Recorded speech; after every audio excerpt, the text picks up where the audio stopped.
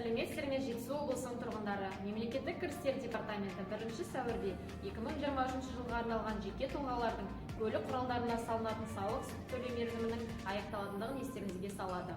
Баршаларыңызды салықты уақытылы төлеулеріңізді сұрайды. Салықты уақытылы төлемеген жағдайда мерзімі өткен әрбір күн үшін өсімпұл есептелінетін болады. Сондай-ақ материалдар борышкерлердің барлық шоттарын бұғаттай отырып, салықты мәжбүрлеп өндіріп алу үшін жеке сот орындаушыларына берілетін болады.